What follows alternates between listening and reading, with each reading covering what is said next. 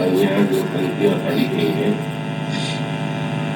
उसमें वन पथ पर चलते हुए भगवान राम, जनक नंदिनी सीता और लक्ष्मण सीता की प्रस्तुत की गई। भगवान श्री राम आगे है, लक्ष्मण पीछे है, जनक नंदिनी सीता बीच में है। और सुदृश्य को जब भक्त देखता है, प्रेमी देखता है, विचारक देखता है, तो उससे इसमें अलग अलग संदेश और संकेत प्राप्त होते हैं। तो उसका तात्पर्य है कि हम सब भी एक पथिक के समान है, एक यात्री के समान है, और हमारी आपकी यह जीवन यात्रा न जाने कितने जन्मों से चल रही है। और भविष्य में भी अगर हम अपने लक्ष्य तक नहीं पहुंच पाते तो यात्रा अनवरत चलती ही रहेगी। और तब बुद्धिमान व्यक्ति वह है कि पहले निश्चय अपने लक्ष्य पर विचार करें, हमें कहाँ जाना है, और उसके पश्चात वो मार्ग का निर्णय करें, और मार्ग के पश्चात उस मार्ग पर चलने के लिए हमें किन वस्तुओं की आवश्यकता होगी, किस तरह से हम सुविधा पूर्वक उस मार्ग पर चल सकेंगे, उस पर ध्यान देना व्यक्ति का कर्तव्य है। तो गोस्वामी जी कहते भी यही है कि जिन जिन लोगों ने बटोही राम का, उचित राम का दर्शन किया, उन्होंने संसार पथ को बड़ी सरलता से पार कर लिया। इस संदर्भ में इसमें अनेक चित्र है, अनेक भाव है। नवदोलों में तो उसकी व्याख्या ही संभव नहीं है, और कल तो समापन का ही दिन आ गया है। तो इसमें कई गोस्वामी जी ने जो उपमाओं के माध्यम से बात कही है, वे अपने आप में भी अनेक अर्थों से युक्त है, पर वो रेखाओं की बात कल आपके सामने चल रही है। किस क्रम से ये तीनों यात्री चल रहे हैं। भगवान श्री राम आगे है, स्वाभाविक है कि चित्रकूट का मार्ग कटीला है, कांटों से भरा हुआ है, और प्रभु इसीलिए तो आगे चल रहे हैं कि जो हमारे पीछे चलने वाले भक्त हैं उन्हें ये कांटे कष्ट न दे, और इसलिए वे अपने चरणों में ही उन कांटों को स्वीकार कर ले। भगवान की यही रीति है, यही उनकी भक्त दर्शनता है। पर श्री सीता जी के चलने की क्या पद्धति है, लक्ष्मण जी कैसे चलते हैं, उनका महत्व बहुत है। श्री सीता जी की दृष्टि निरंतर भगवान राम के चरण रेखाओं की ओर। प्रभु जब वन पथ में चलते हैं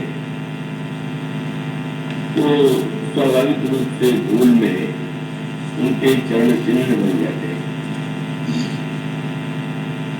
और जनक नंदिनी अत्यंत सावधान है।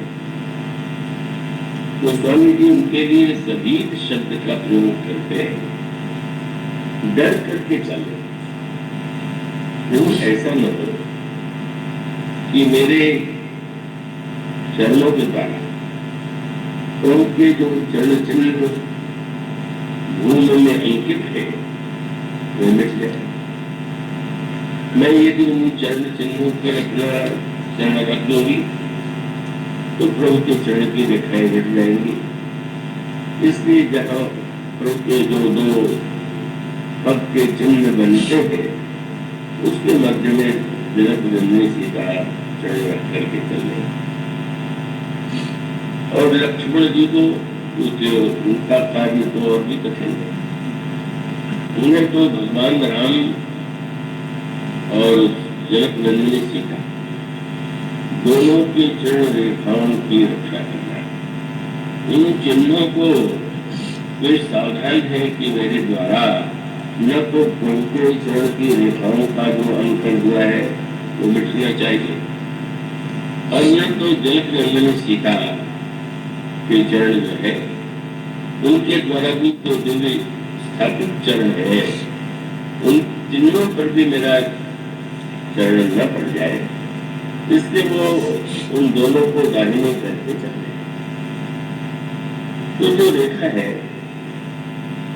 वादिकत्व में, गणित में इसका बड़ा महत्व है, किसी निर्माण में भी उनका अत्यधिक महत्व है, और व्यवहार में भी आप देखते हैं सर्वत्र किसी न किसी प्रकार की रेखाएं खींची जाती है।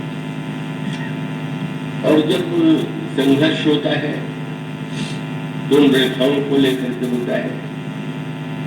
दो देश उनकी सीमा रेखा होती है और दोनों देशों के लिए आवश्यक है कि वे अपनी सीमाओं में रहें, दूसरे देश की सीमा रेखा को पार करने की चेष्टा न करें, और चेष्टा करते हैं तो युद्ध होता है। और व्यवहारिक जगत में भी, मार्ग में चलते हुए भी रेखाएं हैं जो आपको सतत सावधानी करते हैं कि अपनी जो आपकी सीमा रेखा है उस पर अंतराल नहीं चाहिए। और यह रेखा, और इस कांड में इस रेखा का जो महत्व है वो सर्वाधिक है, और वो सारे ग्रंथ में जो संकेत है वो समझने योग्य। आप एक आरण्य कांड को यदि पढ़ेंगे तो आगे चल करके रेखा का ही एक महत्वपूर्ण प्रसंग आता है। भगवान राम के चरण की रेखाएं कितनी महत्वपूर्ण है, सीता जी के चरण की रेखाएं कितनी वंदनीय है, पर लक्ष्मण जी यदि चल रहे हैं सबसे पीछे तो क्या उनकी रेखाओं का कोई महत्व नहीं है क्या? और तब इस पूरे आर्मी कांड को यदि आप पढ़ें तो आप यहाँ तो रेखाओं को लेकर के बड़े ही महत्व के संकेत प्राप्त होते हैं, बदले निवास करते हैं जहाँ पर सुख सुविधाओं का सर्वथा अभाव है। तो भगवान श्री राम पत्तों की कुटिया में रहते हैं, शयन के लिए कोई वहां पलंग नहीं है, कोई इस तरह की शैया नहीं है। भगवान श्री राम इस तरह से पृथ्वी पर कुश और पत्तों और उसकी शैया पर विश्राम करते हैं। तो उस परिस्थिति में एक व्यक्ति जो समस्त सुख सुविधाओं में दबा हुआ हो, जब उसको ऐसी स्थिति उसके सामने आती है तो स्वभावतः उसको अत्यंत कष्ट होता है, क्योंकि शरीर का अभ्यास वैसा ही नहीं है। तो व्यक्ति के सामने अनुभूति होने लगती है कि हाय मैं कहाँ सोऊंगा, कहाँ सोऊं, कैसे भोजन करूं, किंतु आप फिर पढ़ते हैं जो सैया पर शयन करते हैं श्री राम को, जनक नंदिनी सीता को कितने सुख की अनुभूति होती है, लक्ष्मण जी कितने आनंदित रहते हैं। तो अनुया पक्ष कि हम जिन परिस्थितियों में रहने के अभ्यस्त हैं उन परिस्थितियों से भिन्न परिस्थिति में भी यदि हमें आनंद लेने की वृत्ति होगी तो हम उसमें भी सुखी रह सकते हैं। और यदि हमें आनंद लेने की वृत्ति नहीं है तो जिनके पास समस्त सुख सुविधाएं हैं, पलंग है, सैया है, क्या पलंग और जो सैया का उद्देश्य है वो तो सोना है ना। अधिकांश व्यक्तियों को नींद ही नहीं आती। जो समृद्ध है, जिनके पास बहुत कुछ है, उनको यही एक रोग है कि बेचारे सोए हुए हैं पलंग पर और नींद आनी नहीं।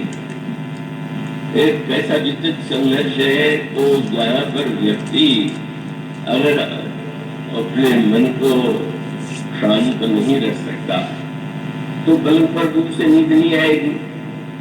और अगर कोई व्यक्ति आनंद लेने की स्थिति, जैसा कि यहाँ पर वर्णन को स्वामी जी कहते हैं कि यहाँ का तो आनंद ही ऐसा था कि सीता जी को तो ये ध्यान भी नहीं आता कि अयोध्या में कितने सुख थे, कितनी सामग्री थी, या मेरे पितृगृह में कितना वैभव आनंद था। वो स्वामी जी कहते हैं कि उसका एक मात्र कारण यही है कि उनको ऐसा अनुभव होता है कि यहाँ प्रभु के सामीप्य का जो आनंद है, निरंतर उनकी प्रीति का जो दर्शन है, और उस दर्शन का वो जो आनंद है, वो आनंद इतना अधिक है कि वो स्वामी ने कहा, श्रीमन राम चरण अनुरागा अवध सहस्र सम बनत कर्णकुटी प्रिय प्रियतम संगा। परिवार छूट गया, प्रेमी छूट नहीं गया, बड़ा प्रिय परिवार, और प्रिय परिवार रंग विहंगा, जो मृग है, जो पक्षी है, कितना अच्छा परिवार है। मानो परिवार से ही सीता जी गिरी हुई है।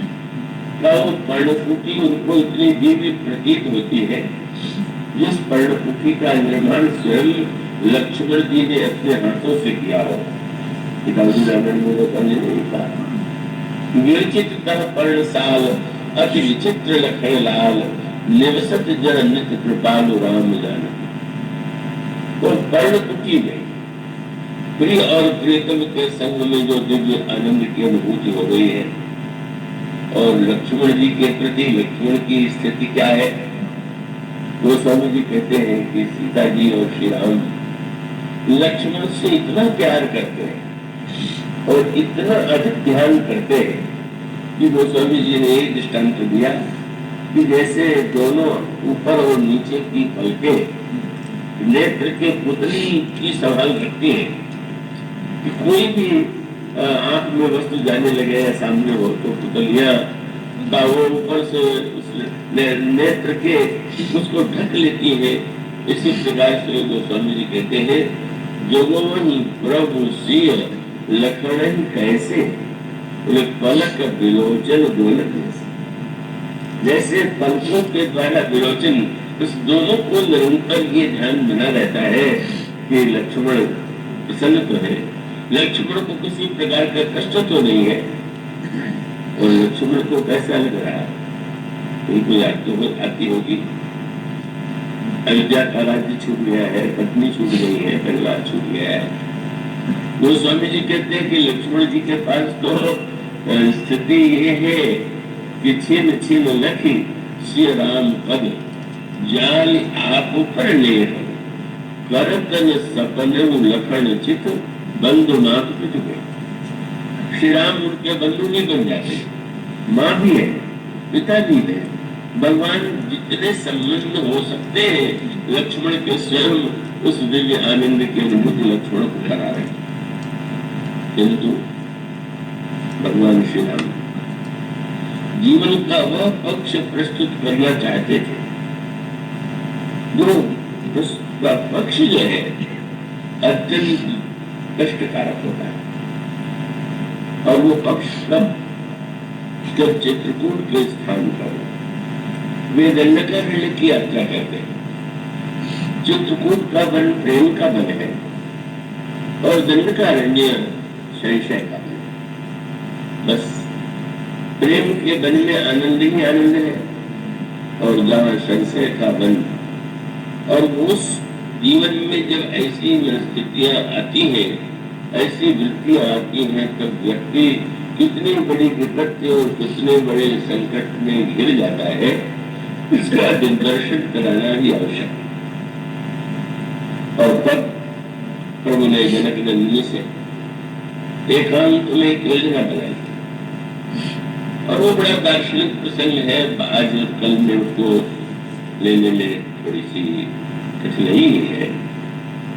तो गोस्वामी जी यही कहते हैं कि भगवान राम ने सीता जी से ये कहा कि मनुष्य के जीवन का जो दूसरा पक्ष है, अच्छे से अच्छा व्यक्ति कभी कभी उसमें वो ऐसी कमियां आ जाती हैं, दुर्बलताएं आ जाती हैं कि उसके जीवन में भी ऐसा नहीं है कि कभी कोई ऐसी वृत्ति आती ही ना हो।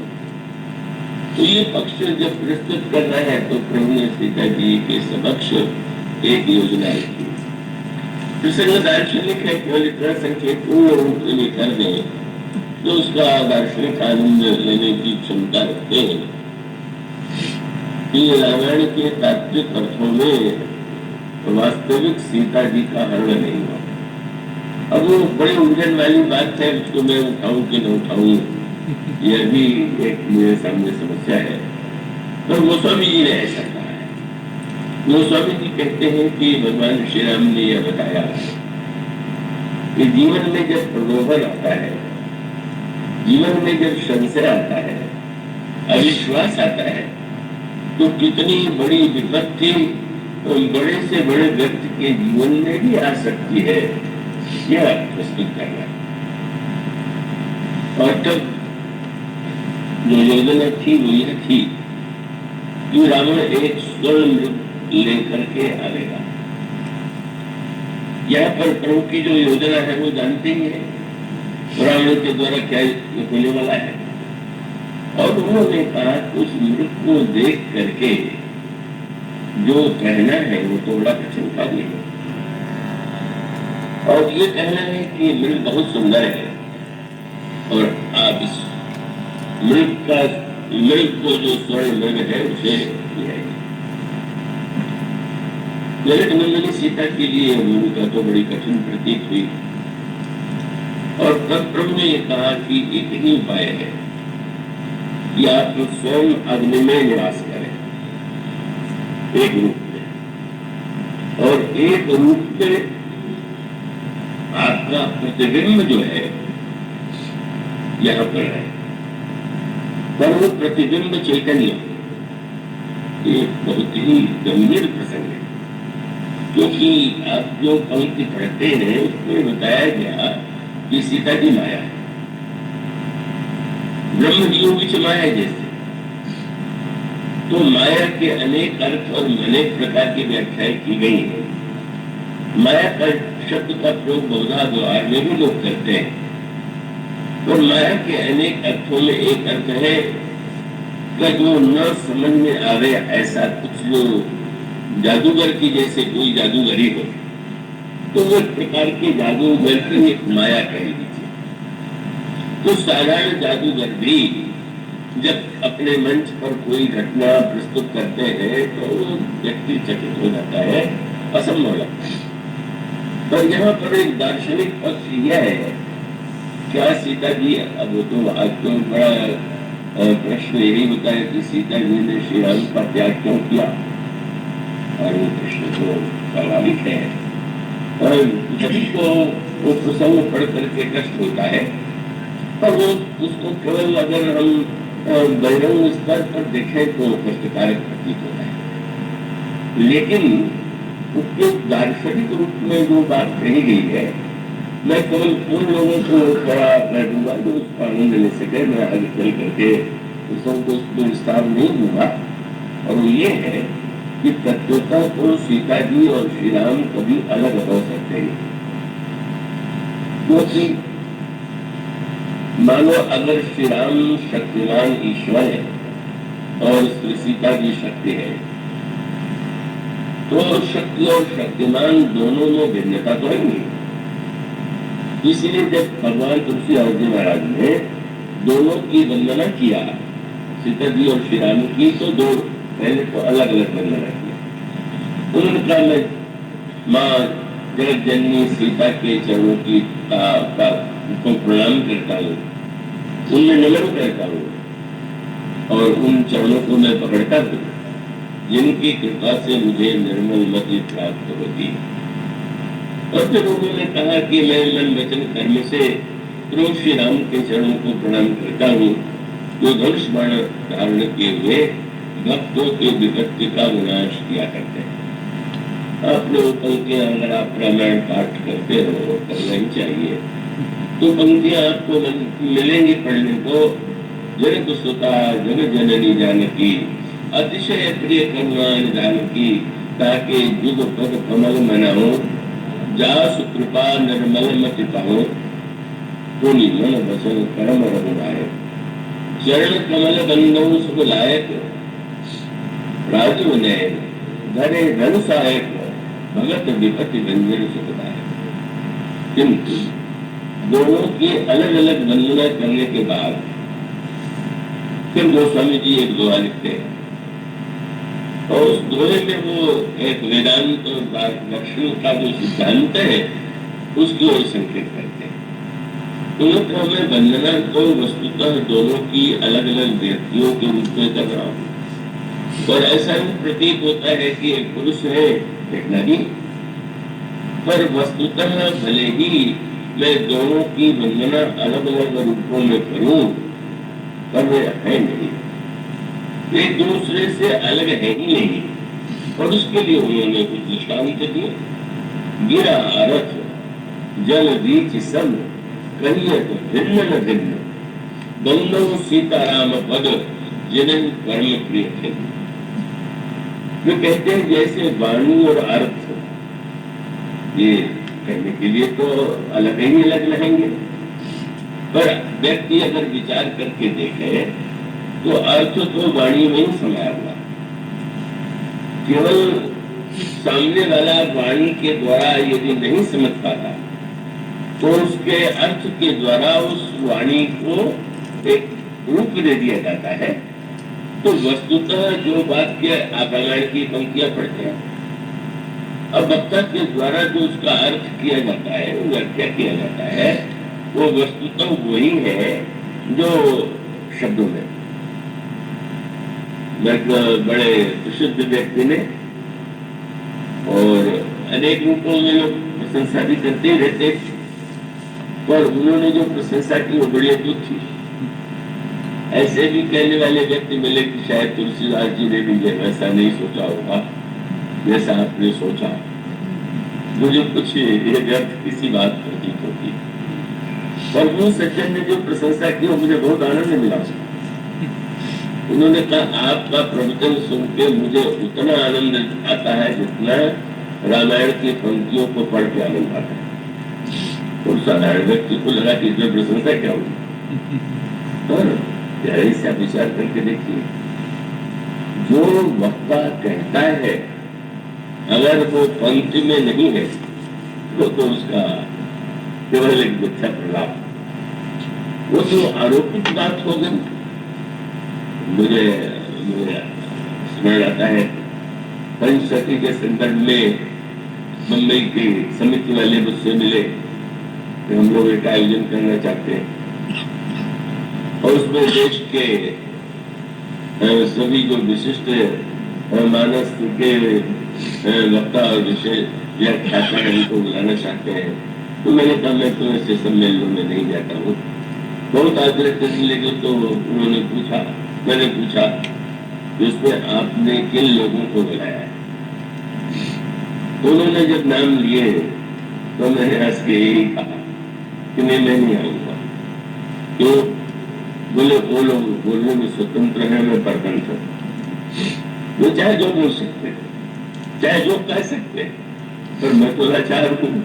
मैं तो रामायण के की जो सीमा रेखाएं हैं, इन्हें तो रेखाओं का इतना महत्व है कि कोई वस्तु लोगों को कितनी बुरी प्रतीत होती है इसका मुझे कभी ध्यान नहीं है, रखता ही नहीं। जो है बस वही। ये मेरी कोई विशेषता नहीं है कि मैं कोई बहुत ऊंची बात कह देता हूँ, और विशेषता ये है कि समझ लीजिए कि कुछ भी कहता हूँ जो उसमें निहित है, बस वही। मैंने कहा उन स्वतंत्र वक्ताओं के साथ भला मुझ जैसे परतंत्र व्यक्ति का क्या सामंजस्य हो सकता है। और उसका अर्थ ये है कि सच तो यह है कि शब्दों में ही वो अर्थ है। जैसे कोई व्यक्ति हीरे की खान से हीरा निकालता है तो व्यक्ति कोई उस हीरे की खान में हीरा घुसेड़ तो नहीं देता, वो तो है और उसको काम कर इतना है तो उसको निकाल दे, उसका कोई उसका चमत्कार कुछ नहीं है। तो वस्तुतः गोस्वामी जी यह बताना चाहते हैं कि जो वाणी है उसमें सारा अर्थ समाया हुआ। और उसको गोस्वामी जी ने समझाने के लिए अनेक बड़े सुंदर दृष्टांत दिए। उनका जैसे कमल, तो कमल में तीन वस्तु है, एक तो कमल की सुगंध है, और दूसरे कमल का पराग है, और तीसरे कमल का मकरंद है। तो तीनों मिलकर के ही तो कमल है। तो सुगंध का अनुभव दूर से होता है, और पराग का अनुभव जब व्यक्ति, पराग माने कमल की पंखड़ी में जब आप खोलेंगे तो उसमें पीले रंग का जो एक ऐसा पदार्थ होता है, वही पराग है। छुए लोले में तो हल्का पीला बन है, और उस पराग के अंतराल में भी जो एक रस होता है, उसको मकरंद कहते हैं। तो गोस्वामी जी ने कहा इस रामायण में भी तीनों वस्तु, पराग भी है, मकरंद भी है और सुवास भी है। और उन्होंने बताया कि क्या पराग है, क्या मकरंद है, क्या सुवास। उनका अर्थ, अनूप, स्वभाव, सुभाषा, सोई पराग मकरंद सुवासा। उनका जो इस रामायण में भाषा का आनंद है, पढ़ के ये आनंद का अनुभव होता है, सुन के ये अच्छा लगता है। कभी कभी ऐसा भी होता है कि व्यक्ति को अर्थ का पता नहीं, पर कुछ वेद का मंत्र पढ़िए, कोई ऋचा सुनिए या रामायण की कोई पंक्ति, तो व्यक्ति आनंदित होता है। वो बड़ा प्रसिद्ध संस्करण है, नेपाल के एक बहुत पहले शासक थे, उस समय इंग्लैंड में विक्टोरिया का शासन था। तो विक्टोरिया ने आमंत्रित किया नेपाल महाराज को, और उसके पश्चात वहां पर जो आयोजन रखे गए उसमें कुछ अंग्रेजी के जो गीत थे वहां के गायक और गायिकाओं ने गाया, और महाराज नेपाल ने बड़ी प्रशंसा की, वाह वाह, बहुत। महाराज अंग्रेजी बिल्कुल नहीं जानते थे।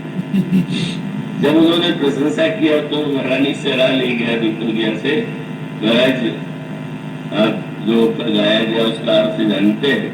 नहीं, अब तो नहीं जानते। तो आपका आनंद कैसे आया? तो बहुत सुंदर उत्तर दिया महाराज ने। उन्होंने कहा, पक्षी जब बोलते हैं तो क्या उसका अर्थ तो समझ में आता है? और सुन के कितना अच्छा लगता। बात तो सही है, और एक आनंद वो है जो उच्चारण में है, स्वर में ही है वो आनंद। आप पक्षी कलरव करता है तो सुनते हैं आपको बड़ा अच्छा लग जाता है। तो गोस्वामी जी कहते हैं कि इसमें जो भाषा का आनंद है वो सुवास है। तो सुवास का आनंद आप दूर से भी पा सकते हैं, और पराग के लिए तो दूर के स्थान पर आपको पास में जाना पड़ेगा। तो पराग क्या है? तो कहते हैं कि उसका जो अर्थ है वो पराग। तो दूर से भाषा का आनंद तो दूर से मिल गया, पर जब अर्थ तक आप पहुंचेंगे तो आपको और भी अधिक आनंद की अनुभूति होगी। लेकिन एक वस्तु अभी और बाकी है, और मकरंद है, तो उसका अनुभव तो दूर से भी नहीं कर सकते आप, पास में पहुंच करके भी नहीं कर सकते, छू के भी नहीं कर सकते। उसका अनुभव तो केवल भावना छोड़ करके और किसी को नहीं होता। तो मानो गोस्वामी जी कहते हैं कि इस रामायण की चौपाइयों में जो भाषा का आनंद है उस बात है, और अर्थ जो है वो पराग है, और उसमें जो छिपा हुआ भाव है वही मकरंद है। तो रामायण की बात को रामायण के द्वारा आप समझेंगे तो ठीक उसका सही सही आपको अनुभव होगा। अर्थ, अनूप, स्वभाव, सुभाषा, सोई पराग मकरंद सुभाषा, सुकृत पुण्य मंजुल अरिमाला, ज्ञान विराग विचार मनाला। जब तक आप में भ्रमर जैसी वृत्ति नहीं होगी और अर्थ में जो निहित जो मकरंद है उसका स्वादन आप नहीं करते, तब तक आप कमल का पूरा आनंद नहीं ले रहे। ठीक है, दूर से भी आनंद ले लीजिए, पराग तक पहुंच जाइए, पर वो जो मकरंद है, और इसको गोस्वामी जी कई प्रसंगों में समझाने की बात कहते हैं। तो उसका तात्पर्य कुछ ऐसा नहीं है, अगर हम कोई बात अपनी ओर से उस पर आरोपित कर दे तो भले ही विद्वत्ता पूर्ण तो अन्याय है। उसका अर्थ गोस्वामी जी जैसे बात कह देते हैं कि जिस समय भगवान राम और सीता जी का विवाह हुआ और उस समय कोबर में श्री राम बैठे हुए हैं, उसमें भरत लक्ष्मण शत्रुघ्न बैठे हुए हैं और चारों जो राजकन्याएं हैं जिनका विवाह हुआ है उन्हीं साथ में, तो वो कोबर में तो आनंद का एक अवसर होता ही है। स्त्रियां विरोध करती है, दूल्हे से व्यंग करती है, तो गोस्वामी जी उस समय जो बात कहते हैं बड़ी होती है। अब कोई भी जितना विवाह होता है सब होता है, कोबर में जाते हैं, कोबर में दूल्हे से बहुत छेड़खानी होती है, बहुत से विनोद होते हैं।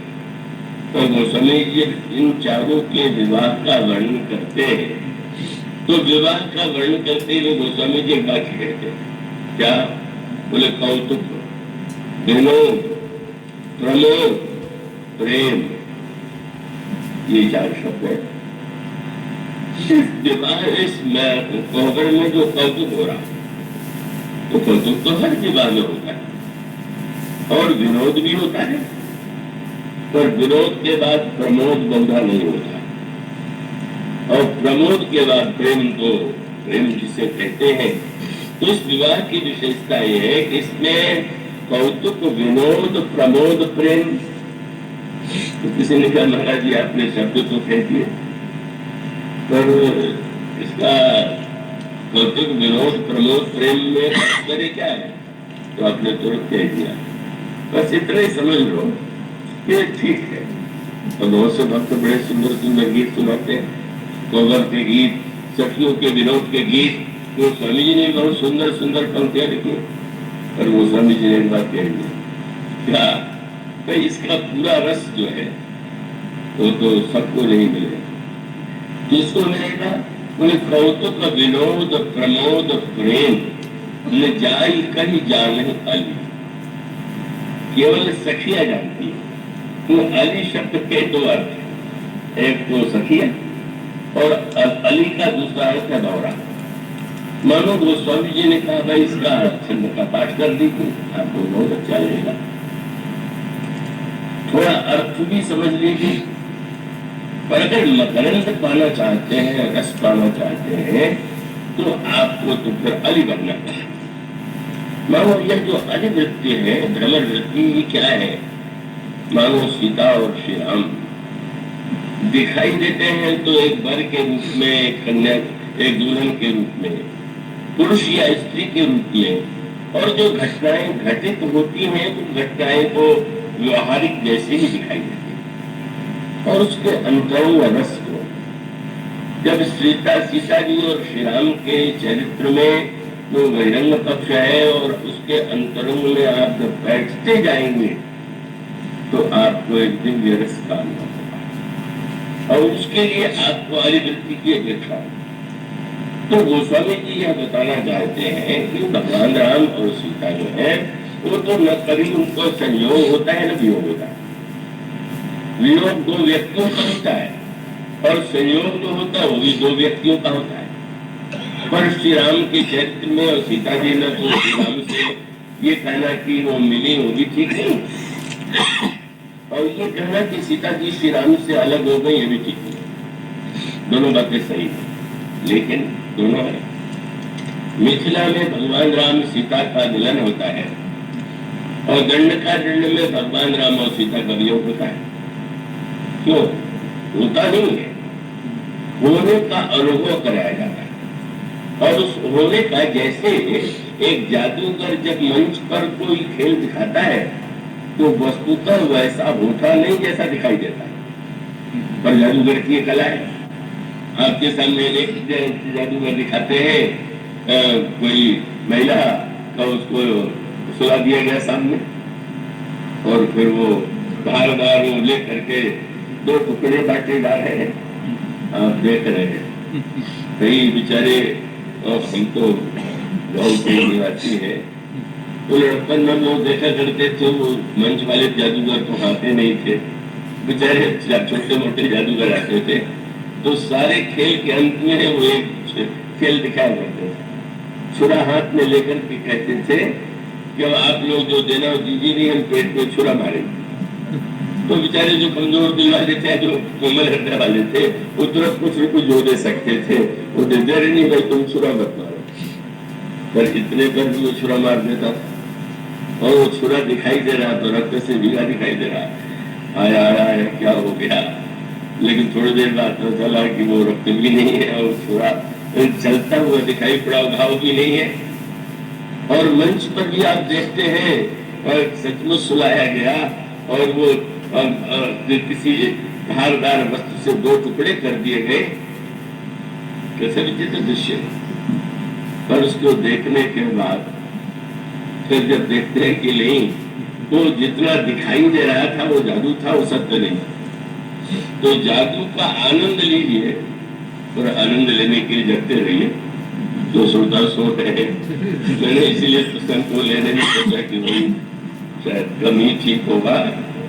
उसका अभिप्राय कि आप देखते हैं जादूगर किसी को बुला लेता है और उसका कान पकड़ करके मिला देता है और रुपए गिरने लग जाते हैं, सारे दृश्य दिखाई देते हैं और आप उसका आनंद लेते हैं। लेकिन आनंद तब ठीक है जब आप उसको मंच के सत्य के द्वारा, यह अगर आपके मन में यह बात आ जाए कि शायद मेरे भीतर सचमुच रुपयों का कोई खदान है तो कान के रास्ते निकला करता है, या कोई ऐसा उपाय है कि जिससे हम भी कान हिला दिया करें और रुपया गिरने लगे, तो आप बड़े संकट में पड़ेंगे।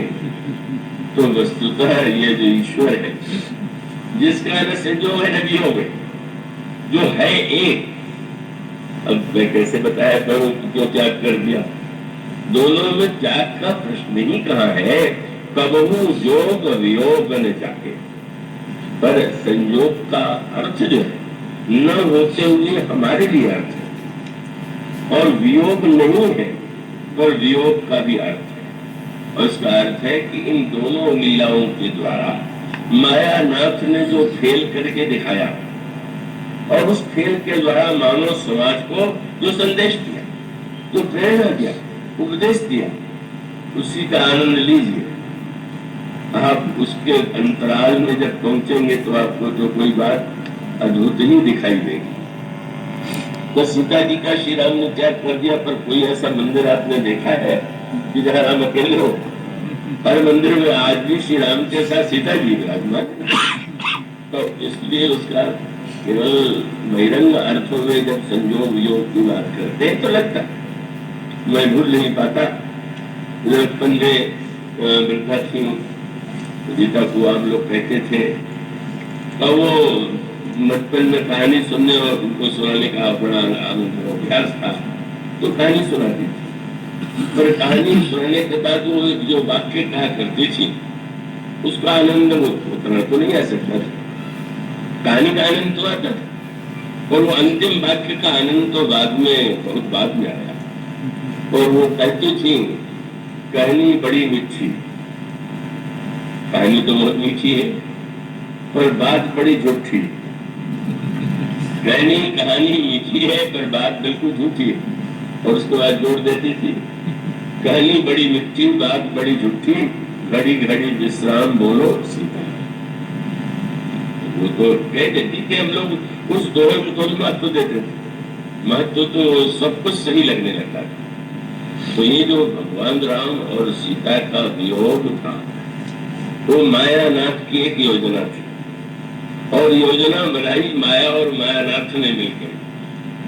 भगवान राम ने कहा कि आपने संयोग का आनंद तो लोगों को दे दिया, उस संयोग के लिए क्या क्या कैसे करने पर व्यक्ति को संयोग के आनंद की अनुभूति होती है वो तो आपने दिखा दिया। अब तो बड़ी कठिन भूमिका है, कठिन भूमिका मैंने, अब तो आपको तो वह कहना है, वह करना है, वह दिखाना है कि जो आपके लिए तो संभव नहीं। क्या अब सोने का मृग आवेगा और आप मुझसे कहें कि मृग बहुत सुंदर है, तो आपके मुंह से कभी निकल सकता है? पहले सीता जी के लिए जो भक्त हैं उन्हीं को श्री राम की सुंदरता देखने के बाद कोई और भी सुंदर लगेगा क्या?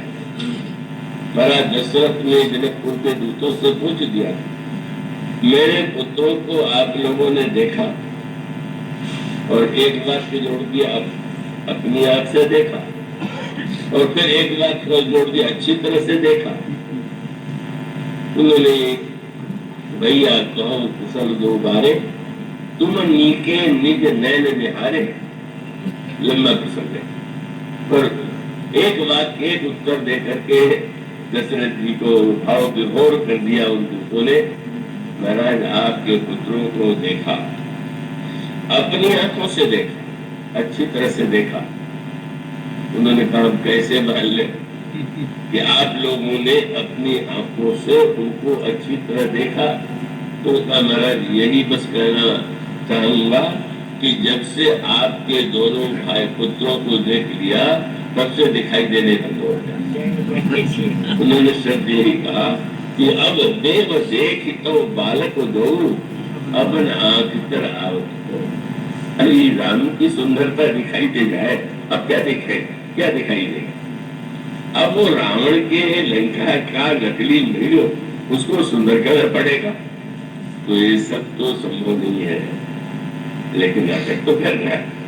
तो वो जादूगरी का खेल क्या एक रूप में तो आप उससे अलग ही नहीं। जब भगवान राम ने वन के समय कहा कि आप रुक जाइए, तो सीता जी ने कहा रोक सकते हैं क्या? आप अपने से मुझे अलग कर सकते हैं क्या? प्रभा जाई तो भानु बिहाई, वह चंद्रिका चंद्रता जी जाई। अगर सूर्य किरणों से कहने लगे कि तुम मुझसे अलग हो जाओ, तो सूर्य से किरणें अलग हो जाएंगी तो सूर्य नाम की वस्तु रहेगी कहाँ? वो तो अभिन्न है, चंद्र और चंद्रिका अभिन्न है। तो उन्होंने कहा कि हम दोनों तो अभिन्न हैं, पर अभिन्न होते हुए भी भिन्नता कब आती है? ये मुख्य तात्पर्य। जिस अभिन्नता में भिन्नता जो व्यक्ति के जीवन में आ गई है, उस भिन्नता के क्या कारण होते हैं यह बताना लक्ष्य है। और तब उसको बताने के लिए एक नाटक रचा गया। तीनों सूत्र आप बड़े महत्वपूर्ण हैं। एक रूप में तो आप अग्नि में निवास कीजिए। अब इसकी संगति तो आपको लगेगी कि लंका के युद्ध के बाद भगवान राम सीता जी को अग्नि में प्रविष्ट होने के लिए कहते हैं, और बाद में सीता जी अग्नि से निकल करके आती। अब इसका एक तात्पर्य हुआ कि वस्तुतः यह जो अग्नि परीक्षा दी जाती है वो तो सीता जी को स्थापित किया गया था। तात्पर्य है कि आप पृथ्वी से आपका जन्म हुआ, लक्ष्मी के रूप में आपका समुद्र से जन्म हुआ, लेकिन इस समय तो जो भविष्य में लीला होने वाली है उसमें तो अग्नि में आपको निवास करना होगा। और अग्नि में आप विचार करके देखिए, वो भविष्य की जो लीला होने वाली है वो कितनी कठोर है, कितनी दाहक है, और दाहक होते हुए भी दिखाई देता कितना दाह है। सीता जी के वियोग में श्री राम कैसा विलाप कर रहे हैं, भगवान राम के लिए सीता जी कितनी व्यग्र है, कितनी व्याकुल है, कितनी दुखी है, लंका में राक्षसों से गिरी हुई बैठी है, सब दिखाई दे रहा है। पर भगवान राम कहते हैं एक तत्वतः तो हम दोनों अलग हो नहीं सकते, पर लोक कल्याण के लिए एक रूप में आपको अग्नि में रहना है और एक रूप में आपका प्रतिबिंब यहाँ रहेगा। अब इन सब जादूगर की जादूगरी, साधारण जादू के जादूगरों की जादू जब समझ में नहीं आता तो उस माया नमक का जादू समझना वो तो संभव ही है। वो तो इसीलिए कह दिया ब्रह्मा जी वाल्मीकि जी ने, कोई जग पेठर तुम देखन हारे, बीड़ी हरि शंभु न चावन हारे, देव न जाने मर्म तुम्हारा। जय मायानाथ, आपका जादू तो ये ब्रह्मा शंकर विष्णु में नहीं जाने। हाँ जान सकता है कौन? बोले सुई जाने के देव जराई। अब आप जादूगर का चेला तो जानते ही, उसका जो जमुरा होता है वो तो गुरु जी की सारी कला से परिचित ही है। तो भगवान का मायानाथ का खेल तो विचित्र था। सीता जी कभी अलग हो नहीं सकती, पर एक रूप में उनको अग्नि में रहना है और दूसरे रूप में उनको प्रतिबिंब बोलेगा, चलेगा, व्यवहार करेगा। अरे तो जादू माया से संभव है, ऐसे तो संभव नहीं है। और तब ये कहा कि उस समय आपको वो जो मृग लेकर के आवे तो आप इस रूप में कमरे में चले जाइए एक में, और एक रूप में अपने प्रतिबिंब को स्थापित कर दिए। और जब वो मृग आवे तो वो प्रतिबिंब के द्वारा ये वाक्य कहा जाए, मानो एक तात्विक, एक भावनात्मक और एक व्यवहारिक। तात्विक रूप से दोनों अलग नहीं, भावनात्मक रूप से वे अग्नि में निवास करते हैं और व्यवहारिक अर्थों में भगवान यह बताना चाहते थे कि चित्रकूट के आनंद के बाद, सुख के बाद दुख कैसे आ गए, विपत्ति कैसे आ गई, और हमारे आपके जीवन में भी अगर वो स्थिति आएगी तो आने का परिणाम वही होगा, यह दिखाने के लिए ही प्रभु ने नाटक रचा। और तब इस योजना में प्रभु ने लक्ष्मण को सम्मिलित नहीं किया। लक्ष्मण को सम्मिलित करना बिल्कुल ठीक नहीं।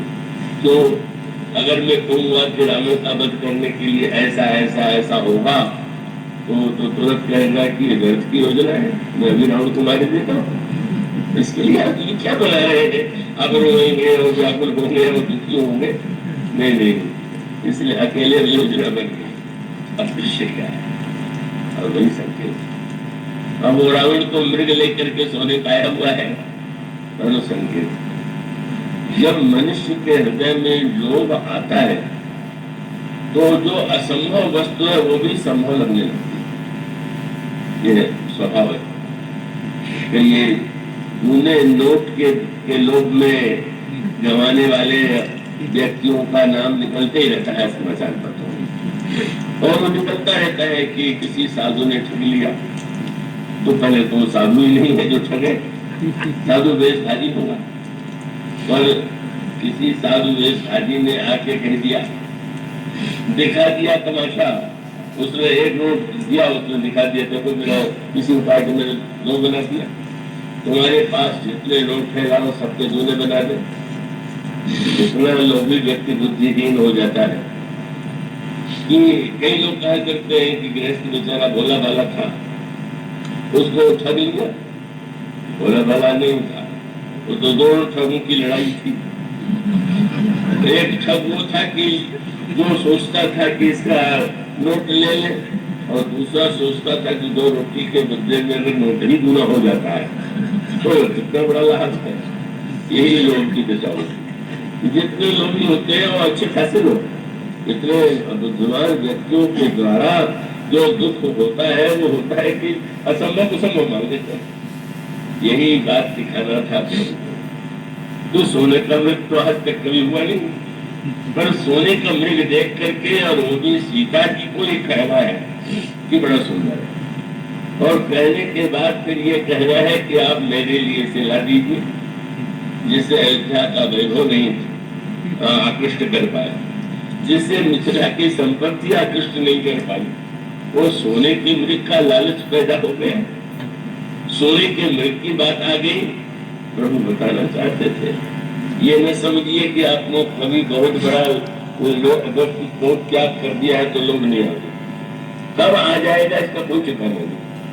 मुझे समझ आता है कुल कई दो कुल पहले याद में था, मैं स्नान करने जा रहा था तो कुछ रुपए उस नौकर को दे दिया, तो रखे रहो, वहाँ कहाँ ले जाकर जाएंगे। स्नान करके आया, उसने रुपये जो तो लौटा दी। उसके बाद तुलसी वही कुंभ के समय में वो जहाँ ठहरे हुए थे उन व्यक्ति का रुपया लेकर के वो भाग गया, और वो रुपया जो लेके भाग गया वो उससे बहुत कम था जो मैंने रखने के लिए दिया। क्या जब मैंने दिया तो उसके मन में वो कोई लोभ नहीं आया और उसने लौटा दिया। पर अभी नहीं आया तो बाद में भी नहीं आवेगा, ये भूल नहीं होनी चाहिए। कभी मनुष्य होता है, कभी बड़ी बात लोग बड़ी वस्तु का लोग छोड़ देता है, अभी कभी छोटी सी वस्तु के लिए लोग उत्पन्न हो जाता है। ये अनेक दृष्टांत ऐसे आते हैं। हमारे गांव में व्यक्ति था, बहुत भोला भाला किसान, जिसने दीक्षा किया गुरु जी से, जमीन दिया दान में, और ये कहा कि दे दिया तो दे दिया, ऐसा था दूसरे वर्ष उसने गुरु जी से कहा कि आप लिखा पढ़ी करके उस जमीन को अपने नाम से करा लीजिए। तो गुरु जी ने कहा कि क्या जल्दी है, तुमने दे दिया है, वो तुमको चिंता करने की आवश्यकता नहीं। तो किसी ने कहा कि नहीं नहीं, ये भी तो हो सकता है कि अभी इन्होंने दे दिया, लड़के न देना चाहते हो और लिखा पढ़ी नहीं होगी तो बाद में वापस ले लेंगे, इसलिए जरूर लिखा पढ़ी होनी चाहिए। उस किसान ने इतनी बढ़िया बात कही। उस किसान ने कहा कि महाराज लड़कों की बात नहीं, आज मेरे मन में देने की इच्छा है, कल न रह जाए तो इसलिए दिखा दीजिए। अब ये है, विचार है, मानो व्यक्ति कौन दावा कर सकता है कि किस समय अच्छे खासे व्यक्ति के मन में कब काम का विकार आ जाएगा, कब लोभ आ जाएगा। इसका अभिप्राय है कि बुराई के विषय में अपने ऊपर भरोसा मत कीजिए कि अब हम आज से हमारे मन में बुराई नहीं होगी। इसलिए रामायण में आता है कि भरत जी जो है अपने चरित्र की सोने को कसौटी पर कसते रहते हैं। भरत भवन बस तप तंग कसई, क्यों बोले ये सोना एक बार कसने पर खरा सिद्ध हो जाता है, और एक चरित्र का जो सोना है इसको तो कसते ही रहिए, इसके खोटे होते जाते हैं। इसलिए यह दिखाने के लिए कि जिन्हें अयोध्या का वैभव, मिथिला का वैभव कोई वस्तु आकृष्ट नहीं कर पाई, कैसे उनको ये कहना है कि महाराज ये सोने का मृग बहुत सुंदर है और आप मेरे लिए ला दीजिए। और यह कठिन कार्य उनको करना पड़ा। सुनो देव रघुवीर कृपाला, यही मृग कर अति सुंदर छाला, सत्य संध प्रभु बद कर ही। किसने कहा? बोले आनव जन्म कहत वैदेही।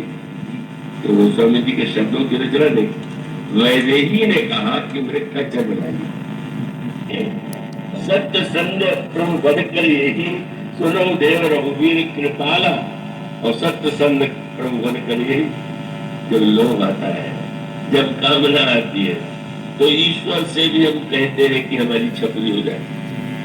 हमारा किसी से विरोध है तो कहेंगे उसको मार डालिए, तो उसके लिए जब भी कर डालते। अब भगवान को एक काम बचा है देवी जी को कि आपके विरोधी को मारा करें। मैंने इस प्रकार के यह लीला कहा कि इस तरह से मृग आया। सीता जी ने कहा मृग बहुत सुंदर है, ला दीजिए। कमर में फेंका, कस के मृग के पीछे भागे। लोभ की वृत्ति मानो सामने आई, और लोभ की वृत्ति आने पर ईश्वर से भी वह लोभ पूरा करने की प्रार्थना की गई, और प्रभु जो है वह भागे, मृग के पीछे भागे। लोभ के पीछे ईश्वर को लगा दिया गया, ईश्वर दूर हो गया, और वहां जाकर के वो मृग कभी सामने कभी छिप जाता है। यही लोगों की स्थिति। अब इच्छा पूरी हुई, फिर नहीं हुई। इसके बाद प्रभु ने बाण चलाया, मारीच गिर गया, और गिर जाने के बाद उसने लक्ष्मण जी का नाम लिया। वह शब्द लक्ष्मण जी के कान में भी गया और सीता जी के कान में भी। लक्ष्मण जी पर कोई प्रभाव नहीं पड़ा, पर सीता जी ने कहा लक्ष्मण तुमको सुनाई नहीं दिया, तुम्हारे भाई पर संकट पड़ा हुआ है, तुम जाके सहायता करो। तो वहां से लक्ष्मण गोस्वामी जी कहते हैं जाओ बेगी संकट तो भ्राता, लक्ष्मण व्यसी कहा सुनु माता। क्या कह रहे, हंस क्यों रहे? उनको तो मालूम नहीं था कि कोई योजना बनी। उनको लगा कि आज तक 2 महीने नहीं देखा, देख रहा हूं। आगे राम तो देखा था, पर पाछे राम नहीं देखा, मृग के पीछे भाग रहे। और आज तक जनक नंदिनी को कुछ मांगते नहीं देखा था, आज उन्होंने सोने का मेरे मांग किया। बोले अब सीमा हो गई, जो नहीं देखा था अब कह रही है कि उन पर संकट आ गया।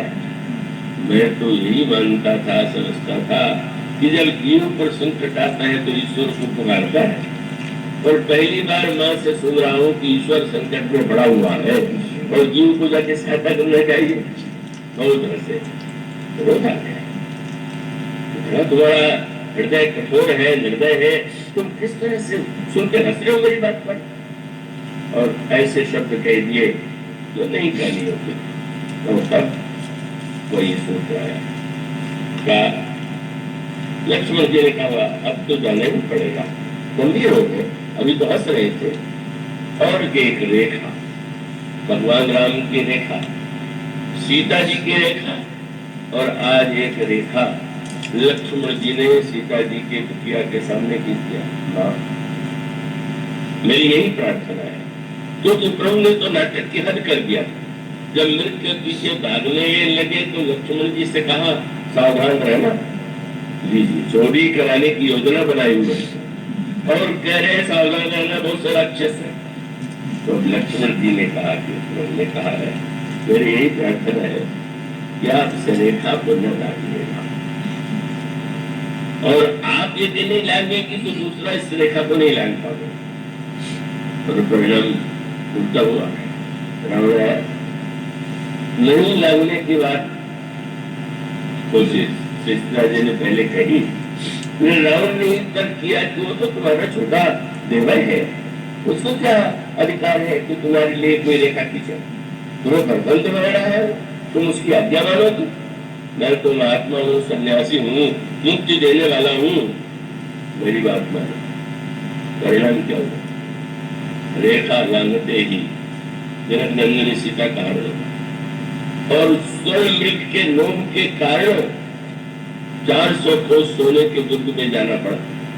मानो मृग में कितना सोना है, 400 कोस के सोने की लंका में देखिए कि सुख है कि नहीं। इतना संकेत भगवान दूर चले गए।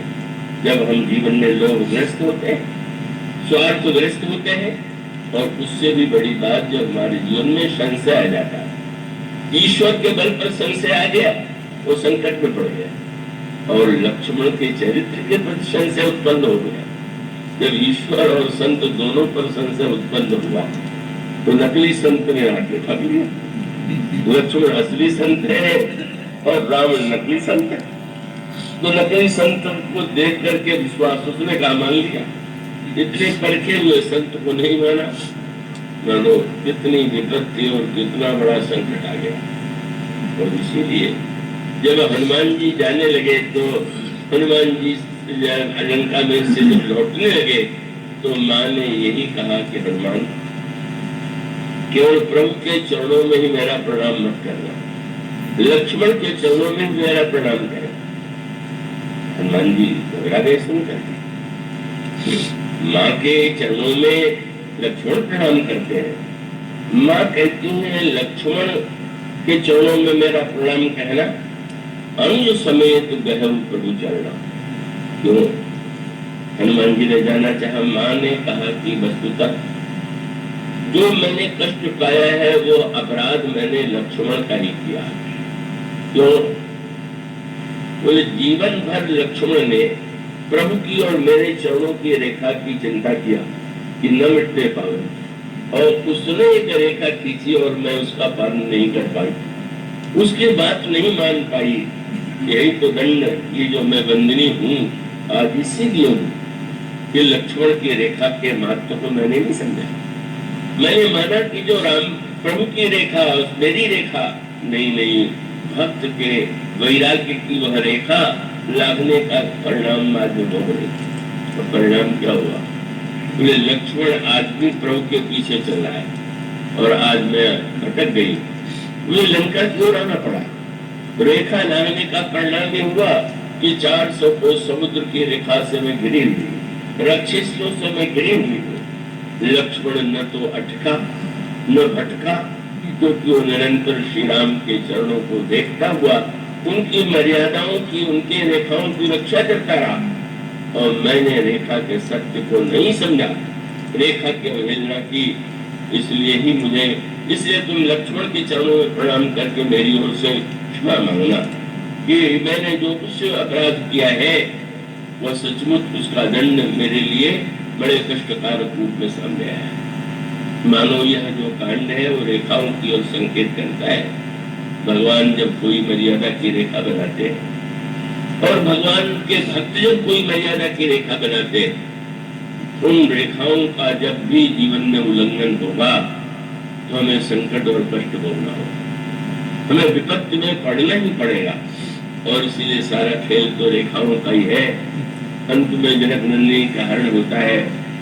वीरराज जी रावण से लड़ते हैं और लड़ने के बाद जब गिरते हैं तो आप क्या पढ़ते हैं? वीरराज जी किसका ध्यान कर रहे हैं? आगे परा गीत पति देखा, सुमिरत राम चरण की रेखा। उस रेखा का चमत्कार है आरण्य कांड। जिन रेखाओं के लक्ष्मण की तो मंदोदरी ने कहा रावण से क्या जी भागते हो, राम की रेखाओं को तो जाने दो। अरे रामानुज लघु रेख खचाई बाबर नहीं लांग वसमुड़साई।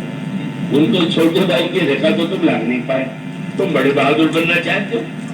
और गिरिराज धन्य है वो भगवान राम के चरण के रेखाओं का चिंतन करते हैं। क्यों करते हैं आज समय अभाव मैं नहीं कह पाऊंगा। और उसके बाद जब जनक नंदिनी सीता लंका में जाती है तो किन वस्तुओं का ध्यान कर रहे हैं? गोस्वामी जी ने लिखा, ये विधि कपट कुरंग संग भाई चले श्री राम, सोई छवि सीता राखी उर रटत रहता है नाम। सीता जी श्री राम के सामने रूप का ध्यान नहीं कर रहे, भगवान राम मृग के पीछे भाग रहे। लग रहा कितना सौभाग्यशाली मृग था जिसके पीछे प्रभु जा रहे हैं, और मेरा कितना दुर्भाग्य है मुझसे दूर हो रहे। अब वो ध्यान किसका कर रहे हैं? जब ध्यान करती है कि प्रभु दौड़ रहे हैं तो दौड़ते हुए प्रभु के तलवे जो है और तलवे की जो रेखा दिखाई देती है, वह जो रेखाओं का दर्शन है। जिन विधि कपट पुरम संग भाई चले श्री राम, सोई छवि सीता रात। हे प्रभु, मैंने रेखाओं का उल्लंघन किया तो रेखाओं का कष्ट उल्लंघन, अब तो आपके चरण रेखाओं का ही ध्यान में करूंगी, उन चरण रेखाओं का चिंतन करूंगी। निज पद नयन दिए मन राम चरण महलीन। हनुमान जी ने वो दृश्य देखा और उसका सीधा सा तात्पर्य है कि संसार में जब कभी दुख आवे तो आप सोच लीजिए कि किसी न किसी रेखा को आपने लाना हो। रेखा को लाने बिना कभी कष्ट नहीं होता। और वो रेखा श्री राम की रेखा, सीता जी की रेखा, लक्ष्मण की रेखा, और इन रेखाओं को हमें समझना चाहिए, उनके संकेत को हमें ग्रहण करना चाहिए।